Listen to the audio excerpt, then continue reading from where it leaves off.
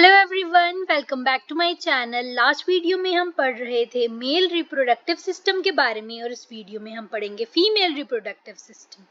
So the female reproductive system consist of a pair of ovaries along with a pair of oviducts, uterus, cervix, vagina and the external genitalia located in the pelvic region. इन सबको हम आहिस्ता आहिस्ता आगे पढ़ेंगे। These parts of the system, along with a pair of mammary glands, are integrated structurally and functionally to support the process of ovulation, fertilization, pregnancy, birth, and childcare. Ovaries are the primary female sex organs. तो जो हमारी female में primary sex organs हैं, that are ovaries, जो कि हमने अगर mail में पढ़ा था, they were testes, okay? That produce the female gamete, यानी कि ओवम, जो कि हमारी ओवरीज प्रोड्यूस करती हैं, and several steroid hormones which are called as ovarian hormones, जो कि हम आगे जाकर पढ़ेंगे भी। These ovaries are located one on each side of lower abdomen. हमारे लोअर एब्डोमेन के लेफ्ट एंड राइट साइड पर हमारी ओवरीज प्रेजेंट हैं। हर ओवरी जो है वो लेंथ में है 2 to 4 सेंटीमीटर और वो कनेक्टेड होती है हमारी पेल्विक वॉल के साथ और यूट्रस के साथ by the help of ligaments. If we watch here, this is ovary and this is our pelvic, यानी कि हमारी पेल्विस की वॉल जो है उसके साथ और हमारी ये जो यूट्रस की वॉल है इसके साथ अटैच है bye the help of these ligaments. ये रही है हमारी ओवरीज, एक हमारी राइट पे है, एक हमारी लेफ्ट पे है। Then each ovary is covered by a thin epithelium which encloses the ovarian stroma. The stroma is divided into two zones और वो जो दो zones में हमारी जो ओवरी डिवाइडेड है, it is called as the peripheral cortex, यानी कि जो बाहर वाला पार्ट है उसको हम कहते हैं cortex, and the inner part is called as inner medulla. Now the oviducts or the fallopian tubes, uterus and vagina constitute the female accessory ducts. हमने पढ़ा हमारा जो मेन फीमेल सेक्स ऑर्गन था वो थे हमारी ओवरीज.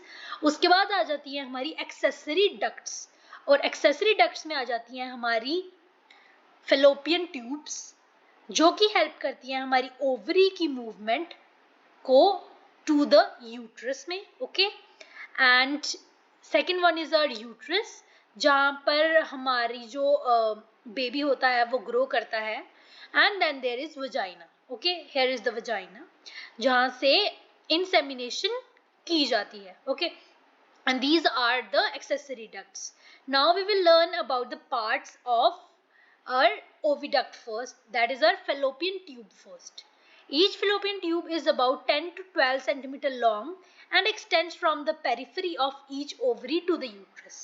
तो जो हमारी fallopian tubes है वो क्या होती हैं, वो होती हैं हमारी स्टार्ट हमारी ओवरी से and they end up to our uterus, जैसे कि आप इस डायग्राम में भी देख सकते हैं. जो ओवरी होती है it gets attached to our fallopian tubes with the help of the part which is called as infundibulum. Infundibulum जो पार्ट है वो हमारी ओवरी के सबसे पास होता है, जो कि उससे अटैच्ड होता है. और जो पार्ट जो है जो फिंगर लाइक प्रोजेक्शंस जो हैं जो हमारी अटैच करती हैं हमारी ओवरी को हमारी infundibulum से, they are called as fimbriae. Okay, it is written here, the part closer to the ovary is funnel shaped and is called as infundibulum, like shown in the diagram, and the edges of the infundibulum possesses finger like projections which are called as fimbriae, and this is fimbriae which helps in collection of ovum after ovulation. जब हमारी ovulation होती है, यानी कि हमारी जो ovary है वो रिलीज करती है ओवम, तो जो हमारी फिम्ब्रिए है यानी कि हमारी फिंगर लाइक प्रोजेक्शंस है वो क्या करती हैं, वो कैप्चर करती हैं हमारी ओवरी से हमारे ओवम को और हेल्प करती है उसकी movement into a fallopian tube. Okay, now the infundibulum leads into a wider part. जो वाइडर पार्ट है infundibulum के बाद, it is called as the ampulla. और ये देख लीजिए, एम्प्यूला के बाद जो पार्ट आएगा वो आएगा isthmus, and then we will enter into our uterus. तो ये हम आगे पढ़ेंगे अगले पेज पे. The part of the oviduct is called as ampulla. Ampulla जो है जो wide part है हमारी fallopian tube का. The last part of the oviduct is the isthmus and has a narrow lumen and it joins the uterus, जैसे कि मैंने आपको पीछे बता भी दिया डायग्राम से। उसके बाद बात करते हैं यूट्रस की। It is single and is also called as womb. Okay, the shape of the uterus is like an inverted pear, जैसे कि आप इस डायग्राम से देख सकते हैं, जो shape is like an inverted pair, यानी कि उल्टे पेयर जैसी शेप है।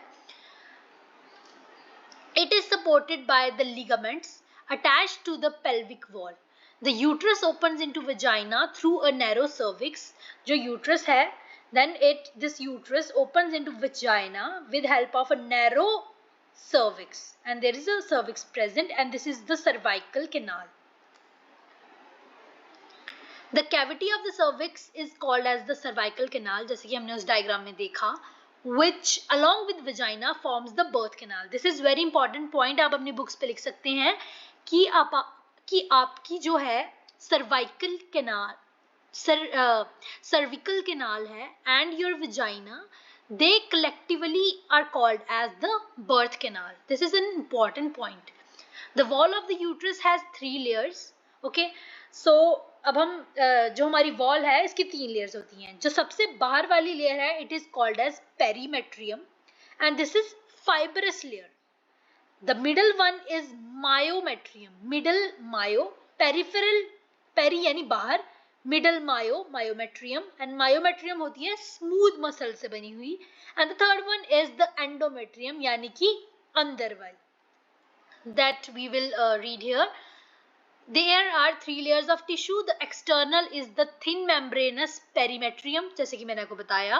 मिडल वाली जो थी उसमें स्मूथ मसल्स प्रेजेंट थे and was called as the myometrium, और जो सबसे अंदर वाली थी उसमें ग्लैंड्स प्रेजेंट होते हैं and is inner glandular and is called as the endometrium that lines the uterine cavity. Now हमारे जो एंडोमेट्रियम होता है इसमें जो होती हैं साइक्लिक चेंजेस होती हैं हर महीने, which is called as the menstrual cycle, जिसमें हमारी जो मायोमेट्रियम होती है उसमें काफ़ी strong contractions वगैरह होती हैं and that helps in the delivery of baby। यानी कि अगर हमने बेबी को डिलीवर करना होता है तो जो contractions होंगी वो हमारी जो एंडोमेट्रियम में नहीं होती हैं, वो होती हैं हमारी मायोमेट्रियम में। ये पॉइंट भी आप अच्छे से याद रखिएगा। Now we will talk about the female external genitalia. Okay, the female external genitalia includes the mons pubis, labia majora, labia minora, hymen and clitoris. Okay, so आप इस डायग्राम से देख सकते हैं ये जो सबसे बाहर वाला पार्ट आपको ये दिख रहा है, it is towards your upper abdomen या upper lower abdomen, and lower abdomen में सबसे ऊपर एक fatty tissue की layer present होती है and that is called your mons pubis. Okay, mons pubis is a cushion of fatty tissue which is covered by skin and pubic hair. Then there is labia majora. Labia majora are the fleshy folds of tissue which extend down the mons pubis and surround the vaginal opening. Okay, the labia minora are paired folds of tissues under the labia majora. Labia majora के अंदर जो है present होते हैं हमारे labia minora. The opening of the vagina is often covered partially by a membrane which is called as hymen. जो हमारी vagina है इसको partially cover करती है एक बहुत ही thin membrane which is called as hymen.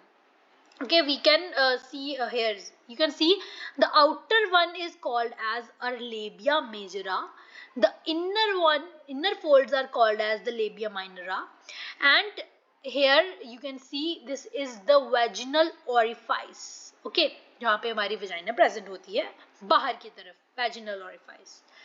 Now we will learn about what is a clitoris. It is a tiny finger-like structure which lies at the upper junction of 2 labia minora above the urethral opening.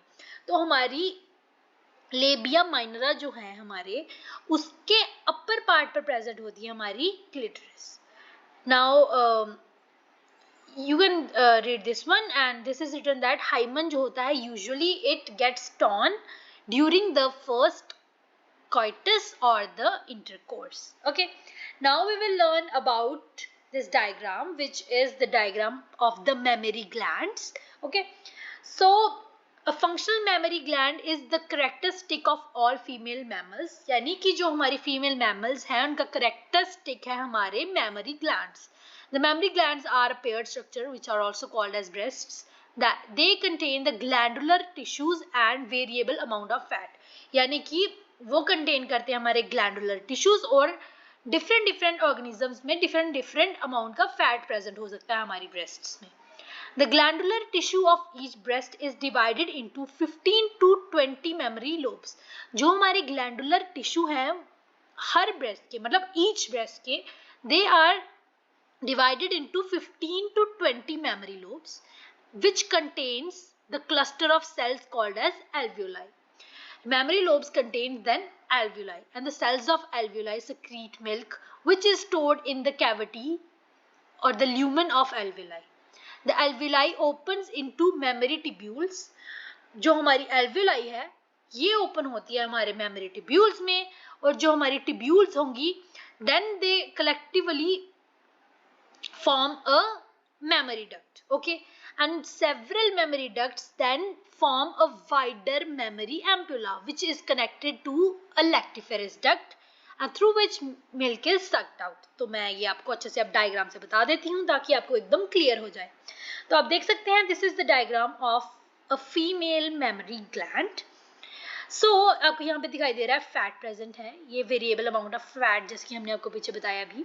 तो सबसे पहले present होते हैं memory lobes जो कि मैंने आपको पीछे बताया हर ब्रेस्ट के अंदर यानी कि हर मेमोरी ग्लैंड के अंदर यानी एक सिंगल मेमोरी ग्लैंड के अंदर प्रेजेंट होते हैं 15 to 20 मेमोरी लोब्स.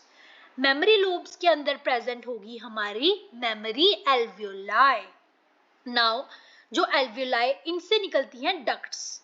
ओके, तो ये आ गई हमारी mammary ducts. Ampulla is a bigger junction and this is our mammary ampulla जो कि बना होता है हमारी कलेक्शन ऑफ मेमोरी छोटी छोटी डक्ट्स से. देन ये सारी जो हमारे मेमोरी एम्पुला है they collectively form a lactiferous duct here and this is the nipple and the brownish or the pinkish part यानी कि जो differentiable part होता है around a nipple it is called as areola. Okay, then पीछे हमें diagram में दिखाए गए हैं ribs. Okay, and these are the muscles between ribs and ये भी important point है कि हमारी जो breasts हैं यानी कि जो मेमोरी ग्लैंड्स हैं इनको सपोर्ट करने के लिए कौन से मसल्स प्रेजेंट होते हैं and these muscles are called as pectoralis major muscles. So आप ये सारी याद कर सकते हैं यानी कि ये एग्जाम्स में आता भी है कि सबसे पहले मेमोरी लोब है, उसके बाद एल्वियोलाई है, उसके बाद छोटी छोटी डक्ट्स बनेंगी, उसके बाद बड़ा एक मेमोरी एम्पुला बनेगा and then lactiferous duct and then the nipple. Okay, so I hope I have made this quite easy for you to understand. We will study the next one tomorrow and keep studying. Thank you.